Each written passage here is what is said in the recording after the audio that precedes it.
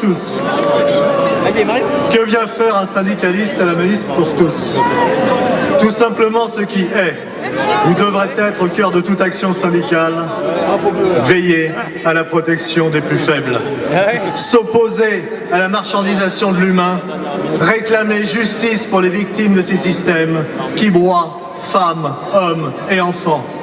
Et qu'y a-t-il de plus grande injustice que de voir le riche retirer la chair de sa chair à la miséreuse, le fortuné profiter de la pauvreté de ces femmes du bout du monde pour piétiner leur maternité et fabriquer des orphelins de père ou de mère.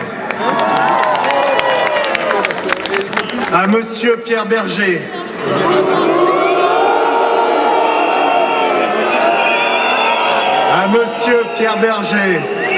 ce milliardaire de la jet set, qui ne voit pas de différence entre louer son ventre pour faire un enfant et louer ses bras pour travailler, je réponds, autant de différence, monsieur, qu'entre l'esclave et l'homme libre.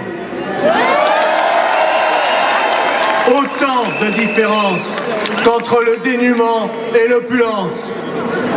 Autant, monsieur, qu'entre la négation de l'humanité de son prochain et le respect des droits inaliénables dus à tout être humain.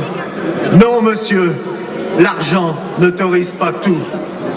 Nous savons, depuis plus de 2000 ans, la valeur réelle de ces 30 deniers qui livrent l'innocence en pâture aux mains des puissants du moment. Issus des vieilles traditions ouvrières et paysannes qui ont participé à faire la France, héritiers du travail, du labeur et souvent du sacrifice des générations qui nous ont précédés. Nous avons appris des instituteurs, hussards noirs d'une république qui se tenait encore debout, et de nos curés de campagne, des vérités aussi simples qu'évidentes.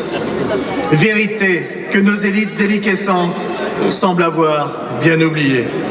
Je sais, je risque de choquer du côté des nouveaux bien-pensants, ces intellectuels qui, à force de pratiquer la chaise longue, n'ont plus pour tout horizon que leur nombril surdimensionné, et comme espoir suprême la reconnaissance sirupeuse des fabricants de pensée unique, maîtres incontestés de la bobosphère.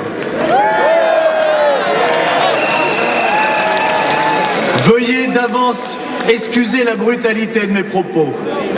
S'il vous plaît, éloignez des haut-parleurs les âmes sensibles, ministre de la destruction de la famille, vierge effarouchée des médias cadenassés et autres dames patronesses du politiquement correct. Aussi dur à entendre que cela puisse être, je suis obligé de vous le dire. Pas plus que les coqs ne pondent des œufs, les cigognes n'apportent d'enfants qui eux-mêmes ne sont pas nés dans les choux.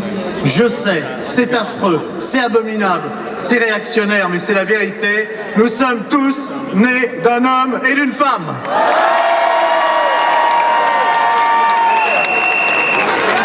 Et notre devoir d'adultes et de citoyens est de protéger la filiation, permettre à tous les enfants, hors les tragiques accidents de la vie, de pouvoir prononcer ces mots simples, naturels et si réconfortants. Papa et maman. Car notre combat est celui des évidences face à l'obscurité, de la loi naturelle face à la planification artificielle, de la protection de l'innocence face à l'exploitation de l'indigence. C'est au nom de ces innocents que certains veulent sacrifier sur l'autel de leur égoïsme égocentrique, que nous conjuguons au présent et au futur le beau, le fort, l'admirable terme de résistance. Comme tous ceux qui, au cours de l'histoire, ont résisté au déferlement de mensonges, de manipulations et de tromperies, nous savons qu'aussi long et difficile que soit le juste combat, à la fin, la bête est terrassée, la lumière l'emporte sur l'ombre, le bien triomphe du mal. C'est cette conviction, cette certitude et cette espérance qui me fait dire devant vous et avec vous, nous ne lâcherons jamais, jamais, jamais.